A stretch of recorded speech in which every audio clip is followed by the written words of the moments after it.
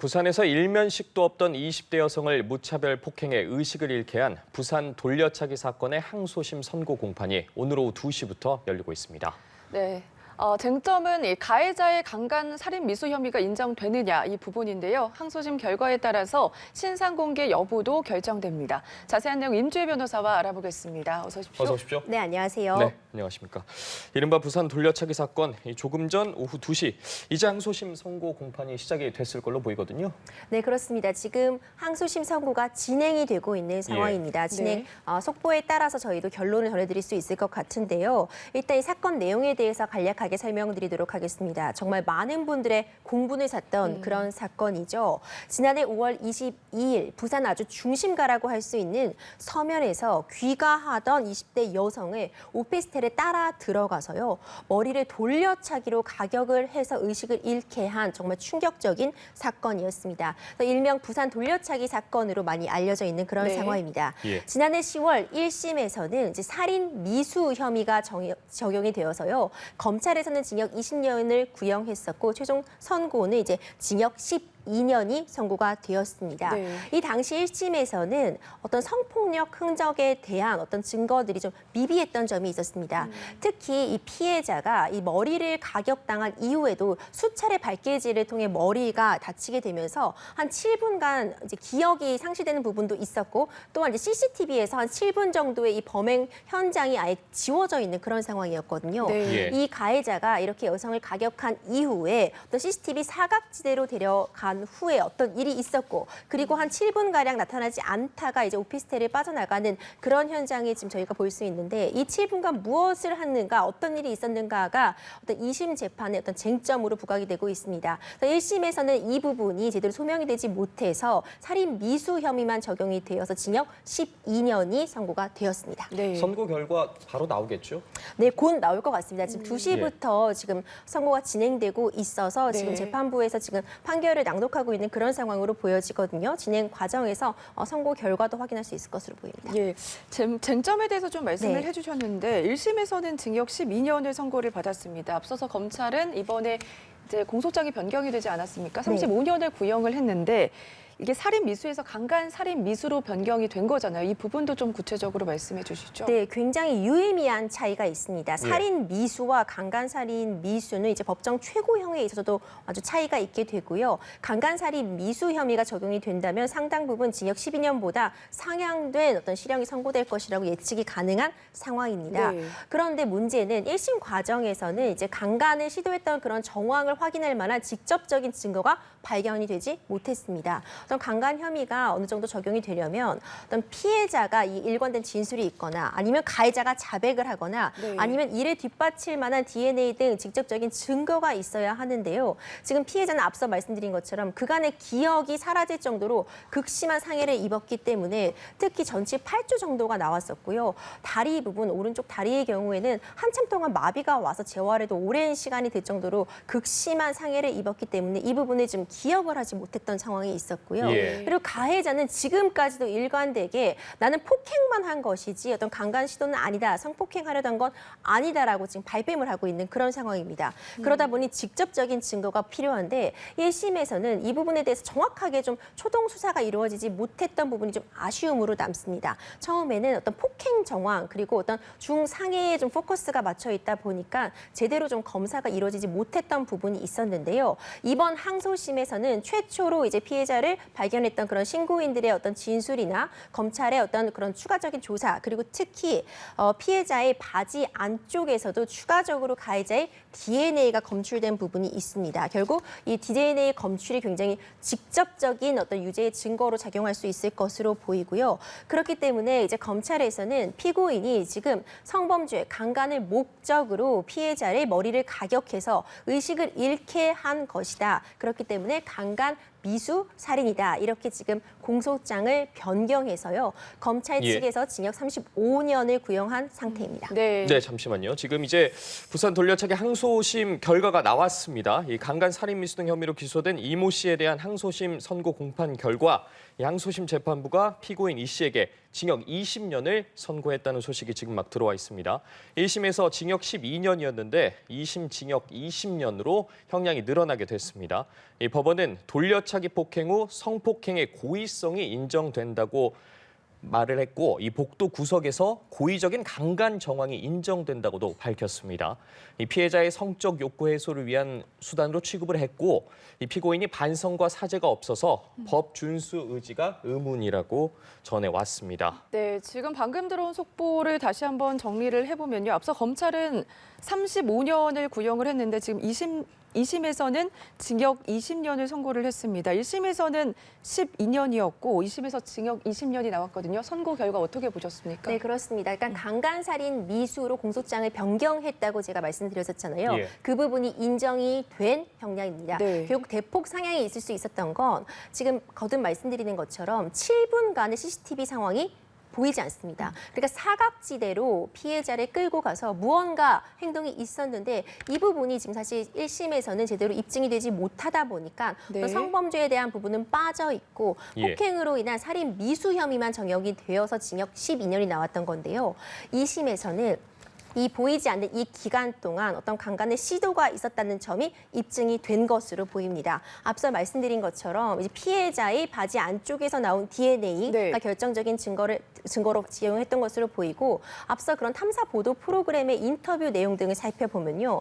이 피고인, 가해자가 지인들에게 뭐 피해자에게 꽂혔다고 말을 하는 등 여러 가지 그런 강간을 시도하려던 정황이나 진술 등이 확인된 바가 있었거든요. 예. 이런 부분들이 종합적으로 고려가 되어서 강간살인 미수 혐의가 적용이 되었고 네. 이제 피해자를 보이지 않는 CCTV 사각지대로 데려가 이제 강간을 시도하려던 정황까지 확인이 되어 인정이 되어서 징역 20년이 선고된 것으로 보입니다. 자, 항소심 재판부가 징역 20년을 선고를 했습니다.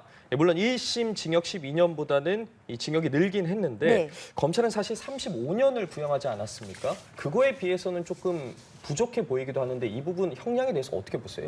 그렇습니다. 사실 우리가 늘 말씀드리는 것지만 국민들의 법감정과 어떤 네. 실제 선고되는 형량 간의 일정 부분 차이가 존재하는 것도 사실이지요. 예. 하지만 양형 기준이라는 것이 우리 법원에는 마련이 되어 있고요. 경우에 따라서 그 경우의 수에 따라서 세부적으로 양형 기준이 마련되어 있습니다. 검찰의 구형 35년은 당연히 이제 검찰 측에서는 할 수 있는 구형이라고 생각이 되지만요.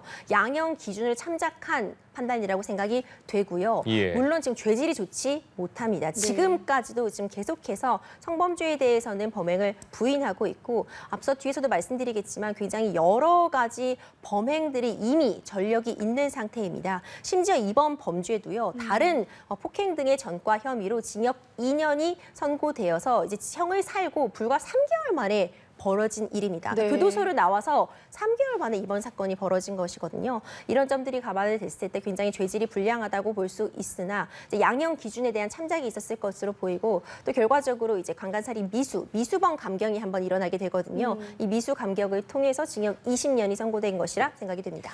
네, 피해자는 계속해서 불안감을 호소하고 그렇죠. 있고 뭐 인터뷰에 따르면은 뭐 피의자가 보복과 관련된 언급을 했다 이런 얘기가 있었거든요. 이것도 형량에 어느 정도 영향을 미쳤을까요? 그렇죠. 우리가 어떤 형량을 선고함에 있어서 재범 가능성 여부라던가 네. 아니면 반성 유무 역시 양형에서 굉장히 중요한 요소로 참작이 되게 됩니다. 뭐 아무리 반성문을 쓰고 내가 잘못했다고 빌고 있다고 하더라도요. 네. 지금 이렇게 만약 정말 피해자에 대해서 어떤 그 진술, 그 동료 수감자의 진술에 따르면은 지금 피해자의 주소나 뭐 주민번호, 뭐 사는 곳 등을 외우고 있다, 나가서 가만두지 않겠다고 하였다 이런 진술들이 전해지고 있기 때문에 만약 이것이 조사 결과 사실이라면 당연히 이 부분도 참작이 될 수 있는 그런 반성의 여지가 없는 그런 양형 요소로 처벌이 될 수 있는 그런 요소이고요. 만약 이 부분이 실제로 피해자에게 편지를 보낸다거나 네. 협박을 가한다면 이 역시 별도의 범죄로도 다뤄질 수 있는 중한 사안입니다. 네. 예, 검찰 입장에서 이번 형량을 두고 좀 상고를 할 가능성 이 부분은 어떻게 보세요? 네, 검찰 측에서도 상고를 충분히 할 수는 있고요. 예. 오히려 또 가해자 측, 피고인 측에서도 이미 1심에서도 형량이 과하다고 했었잖아요. 아마 예. 형량이 과하다고 해서 상고를 할 가능성은 충분히 있는 상태입니다. 네. 그럼 양측 모두 상고를 할 가능성이 네, 남아 있는 거고. 그렇죠. 그렇게 됐을 땐 그러면 결과를 어떻게 예상해 볼 수 있을까요? 지금 일단 예. 2심에서 강간살인 이 혐의가 적용이 되었습니다. 강간살인 미수로 적용이 되었기 때문에 사실상 굉장히 중형이 선고가 선고가 되었고 대법원에서도 사실상 이 중형이 유지되지 않을까 그렇게 지켜볼 수 있는 상황입니다. 네. 부산 돌려차기 사건 가해자의 신상 정보가 과연 이제 공개가 될지 이 부분도 얘기가 계속해서 나오고 있는데 유튜버의 공개에 이어서 한 서울의 구의원도 신상을 공개를 했거든요.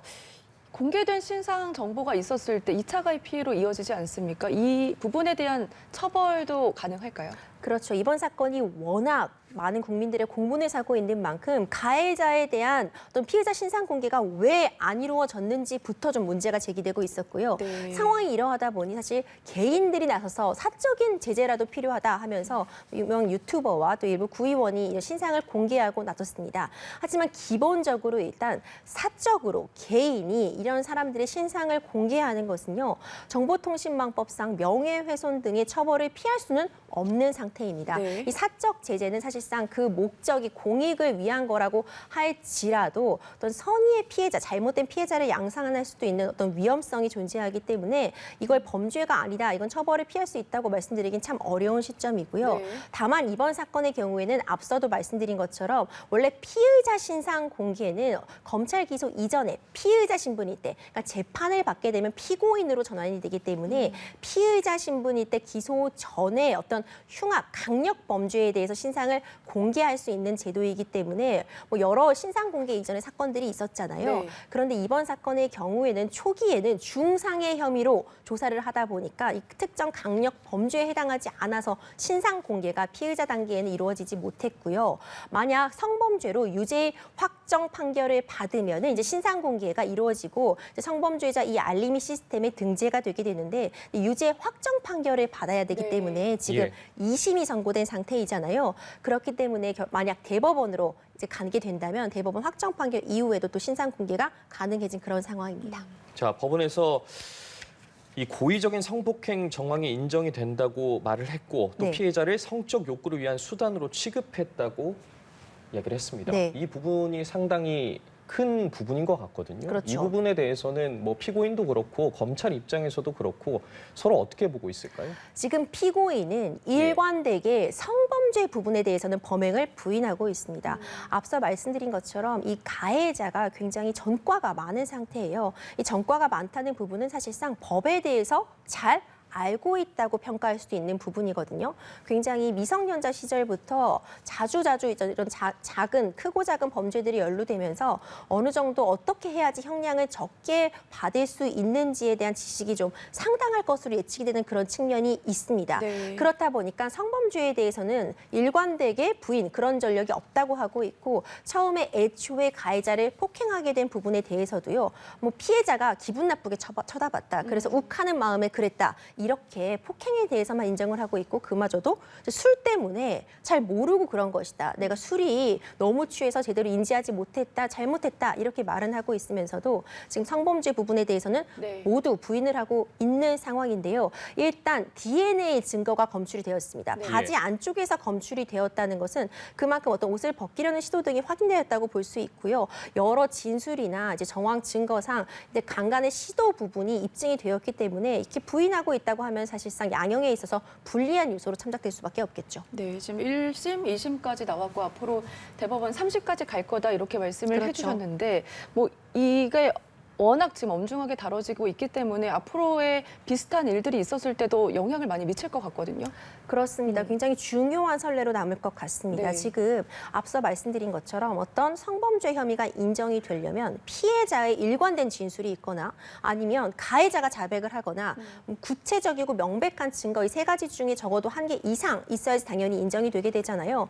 근데 이번 사건 같은 경우에는 성범죄를 인정할 만한 여러 가지 정황들, 옷이 좀 벗겨져 있었다는 점이나 뭐 이런저런 여러 가지 사정들이 있었는데 사실상 정상적인 방식이 아닌 어떤 이상한 방식, 변칙적인 방식의 성행의 시도가 있었을 수도 있었는데 그 부분을 초기에 어떤 잡지 못했던 부분이 좀 아쉬움으로 남았고요. 앞서서도 이런 사례가 있었기 때문에 다른 추가적인 범행이 있었을 때 향후 벌어진 사건에 대해서는 좀 더 엄정하게, 좀 더 세밀하게 초동 수사가 이루어지지 않을까 이런 기대도 해보게 됩니다. 네. 예. 자, 저희가 지금 강간 살인 미수 등 혐의로 기소된 이모 씨에 대한 항소심 선고 공판 결과가 나왔습니다. 이 항소심 재판부가 피고인 이 씨에게 징역 20년을 선고를 했는데 자, 변호사님께서 보시기에 이 형량이 좀 무거운지 궁금하고 네. 또 강간 살인 미수에 대한 대법원 양형 기준에 대해서는 어떻게 보고 계시나요? 네, 저는 일단 징역 20년 선고된 부분에 대해서는 일단 징역 12년보다 굉장히 상향이 됐고요. 네. 그보다도 사실 제가 중점적으로 살펴보고 싶은 부분은 살인 미수가 아니라 강간 살인 미수 혐의가 인정이 됐다는 점입니다. 네. 앞서 예. 1심에서는 이 부분이 인정이 되지 못했었잖아요. 검찰 측이 적극적으로 어쨌든 공소자 변경과 추가적으로 증거조사, 다시 한번 DNA 감정을 재감정하고 여러 가지 그 외의 인물들에 대한 인터뷰와 이제 진술 등을 바탕으로 해서 어떤 직접적인 추가적인 증거를 확인해서 강간 살인 혐의로 공소장이 변경됐다는 점이 굉장히 좀 그래도 다행이다 이런 생각이 들고요. 징역 20년 또 대다수의 국민들이 보시기에 워낙 또 CCTV 영상이 잔혹하고 네. 너무 충격적이었잖아요. 징역 20년 후에는 그럼 이 사람이 나와서 재범을 하지 않겠느냐. 징역 20년을 받고 나와서도 이 사람은 아직 젊은데 추가적인 범행 어떻게 예방할 것이냐 네. 이런 점 당연히 의문점으로 남으실 수는 있겠지만 현재 양형 기준에 따라서는 어떤 적당하게 판단이 내려진 것이 아닌가 또 미수범 감경이 있었을 거기 때문에요. 예. 이렇게 좀 생각이 되고 사실상 제대로 어떤 엄정한 처벌이 내려지려면 네. 이번 케이스에서도 거듭 말씀드리지만 이 사람이 초범이 아니에요. 이전에 여러 크고 작은 뭐 무면허 운전부터 해서 폭행, 주거 침입 등의 사건이 있었습니다. 근데 그때마다 사실 엄중한 처벌을 받지 못했기 때문에 이렇게 또 재범을 하지 않았나 이런 생각 금할 수가 네. 없거든요. 결국 중요한 점은 당장 이번 사건의 판결이 몇 년이 내려졌나 뿐만 아니라 어떤 폭행이나 어떤 기존 사건들에 대해서 좀 법감정에 부합하는 양형 기준의 변동을 통해서 충분하게 이런 죄에 대한 죗값을 받아야지만 어떤 재범을 좀 줄일 수 있지 않을까 이런 생각도 들고요. 지금 이 사람이 반복하고 있잖아요. 범죄도 어떤 습벽이 발생하게 됩니다. 반복할 수밖에 없는 그런 지점이 있거든요. 그렇다면은 추가적인 치료나 다른 조치 등을 통해서 사회로부터 일정 시간 격리시킬 수 있는 그런 조치는 왜 하지 못했는가 이런 또 진한 아쉬움을 남기게 네. 됩니다. 예, 알겠습니다. 상고 여부 등은 좀 더 지켜봐야 할 것 같고요. 이 내용은 여기까지만 짚어보도록 하고 다음 사건 한번 살펴보겠습니다. 지난 주말이었죠. 이 광주의 한 지구대에서 외국인 10명이 집단 탈주하는 사건이 발생을 했거든요. 어떻게 된 일인가요? 네, 굉장히 이 사건도 많은 분들이 놀라셨죠. 이제 예. 여러 이제 도박 피해자로서 이제 도박을 하다가 경찰 지구대로 잡혀온 겁니다. 근데 경찰 지구대에서 이제 회의실 등에서 이렇게 모여서 있었다고 해요. 그런데 네. 이제 회의실로 창문, 이제 공기 순환을 위한 창문이 좀 열리는 한 20cm 정도 가량이 열리는 그런 창문이 있었는데 아무래도 갑자기 여러 명이 지구대로 잡혀오게 되고 또 이들이 실제로 한국말이 제대로 소통이 어려운 것인지는 확인할 수가 없으나 아무래도 외국인들이 들어오면서 수사가 정신이 없고 언어 소통이 어려움을 겪으면서 굉장히 소란스러운 상황을 틈타서 10명이 이 창문을 통해서 순차적으로 도주한 그런 충격적인 사건이 발생을 했습니다. 지금 현재 탈주범 10명 중에서 6명은 네. 뭐 2명 정도는 이제 자수를 하기도 하고 실제로 어떤 공장에 숨어 있는 거를 검거하기도 하면서 지금 검거가 되고 있는데 한 4명 정도는 추적 중인 그런 상황으로 알려지고 있습니다.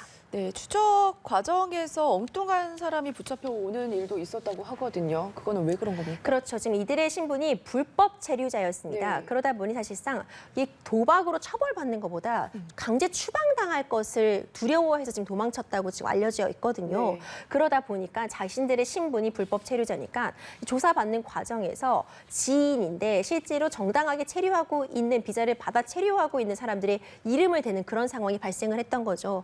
그러다 보니 오히려 엄한 사람이 잡혀 와서 수사를 받는 그런 또 웃지 못할 해프닝도 발생한 것으로 확인이 되고 있습니다.